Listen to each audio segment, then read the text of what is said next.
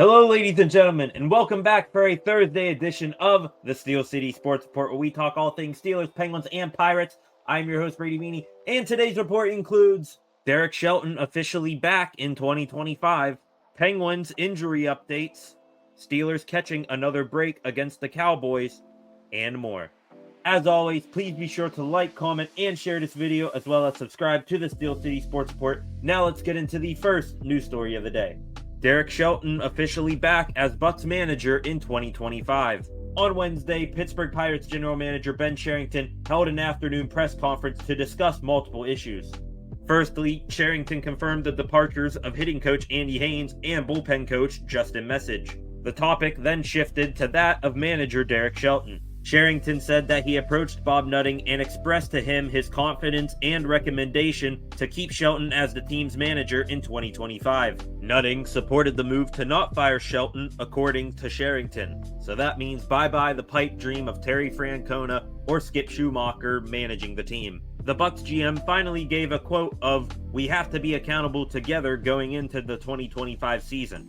This better mean that Cherington and Shelton are both on extremely hot seats going into next season. I'm sorry, but bringing both Cherington and Shelton back in 2025 is just outrageous. How do you get a seemingly generational pitcher in Paul Skeens and the team still takes steps backwards? The Pirates have now finished the previous two seasons with the same exact record of 76 and 86, and yet there's still a large portion of fans who believe the team is closer to another first overall pick than a playoff berth.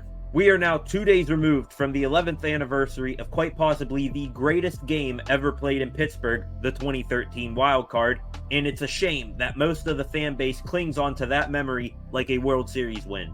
There is not a single person besides Ebenezer Nutting that believes Ben Cherington and Derek Shelton are going to guide this team to the playoffs. Shelton single-handedly cost the Pirates anywhere from 5 to 10 wins this past season by making wrong in-game managerial decisions. As for Cherington, his two biggest acquisitions at the trade deadline this year in Isaiah Kiner-Falefa and Brian De La Cruz both completely flopped. We have now seen teams that used to dwell in the basement of the MLB with the Pirates reach the postseason this year. The Orioles, after getting rid of bad ownership, wish we could do that, built their team back up by having one of the best farm systems in the league and now are spending money to go along with it.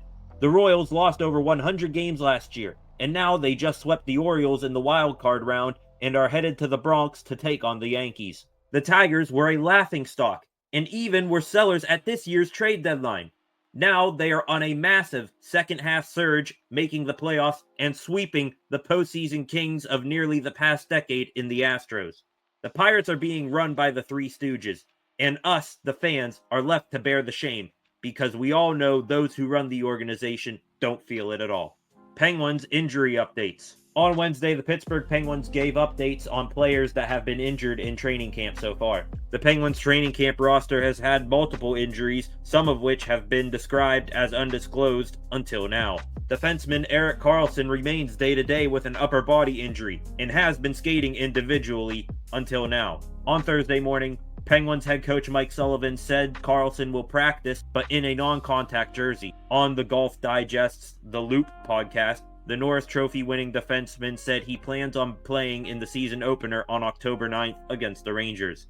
Forward Brian Rust did not practice on Wednesday with what was described as a maintenance day. There should be no worry here, as this is probably to just make sure Rust is 100% for the opener.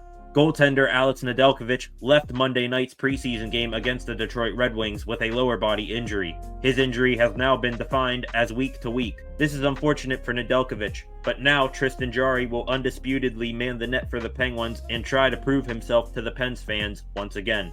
Joel Blomqvist will also be getting his first extended look in the NHL as the backup to Jarry until Nedeljkovic returns. Forward Blake Lizotte left Tuesday night's preseason game against the Wings and has been diagnosed with a concussion. Concussions are a tricky thing. so the timetable for his return remains uncertain. Forward Vasily Ponomarev is day-to-day with an upper body injury. I believe Ponomarev has been good so far this training camp, going back to the Prospect Challenge a few weeks ago. Though Ponomarev is likely to start in the AHL this year, he is showing that the return from the Jake Gensel trade at last year's trade deadline is a good one so far. And finally, forward Matt Nieto remains month to month after undergoing reconstructive MCL surgery last year.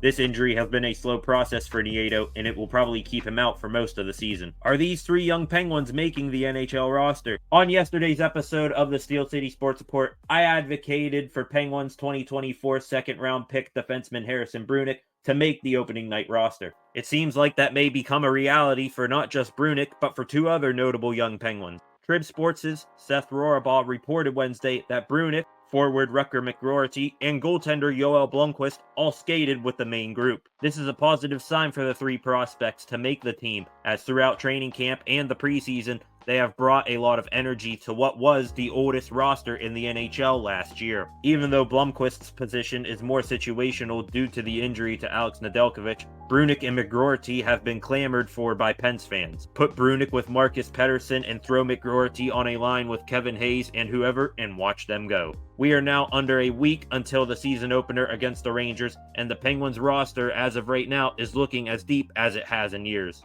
Dallas Cowboys take another hit. Ahead of their Sunday night football matchup against the Pittsburgh Steelers, the Dallas Cowboys have once again taken a roster hit by losing another key player to injury. In addition to losing arguably their top two defensive players in DeMarcus Lawrence and Micah Parsons, the Cowboys offense and quarterback Dak Prescott will now be without number 2 wide receiver Brandon Cooks. From Dallas Cowboys ESPN NFL reporter Todd Archer, he posted to X that Cooks will be out for at least this weekend and potentially longer due to an infection in his right knee. Archer continued to report that the infection comes from a procedure Cooks had done in New York following the Cowboys' win against the Giants last week on Thursday Night Football.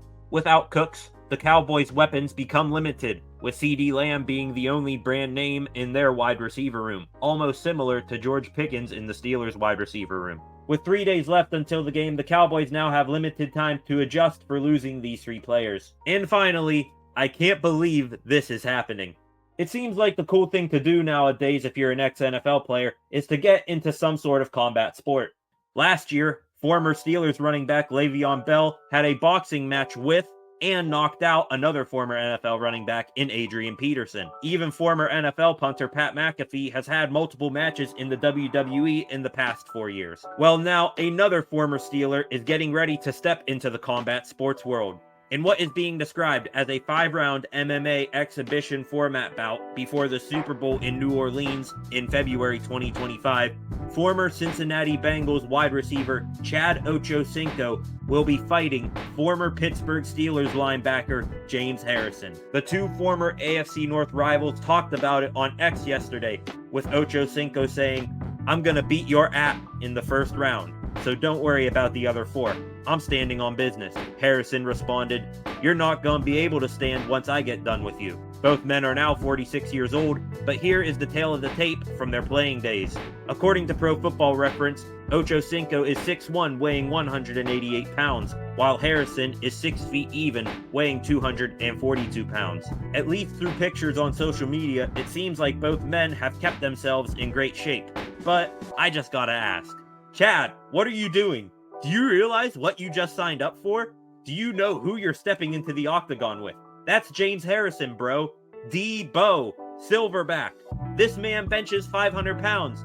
He was one of the main members of the 2010 Steelers defense that Mike Tomlin said created what we know now as the Player Safety Initiative, and that the powers that be watched them play, and they said this is not good for football. Do you know how many bones this man has broken? How many players he has knocked out? How many careers he shaved years off of? Chad, I don't know what made you make this decision, but I hope you wear headgear extra tight and bite down on that mouthpiece super hard. Lots of people will be praying for you. The exact date for this fight is unknown, but I'm sure lots of Steelers fans, including myself, will tune in to watch. And with that, ladies and gentlemen, that wraps up a Thursday edition of the Steel City Sports Report. Again, please be sure to like, comment, and share this video, as well as subscribe to the Steel City Sports Report. Thank you guys for watching, and I will see you guys back here tomorrow with some more Pittsburgh sports news.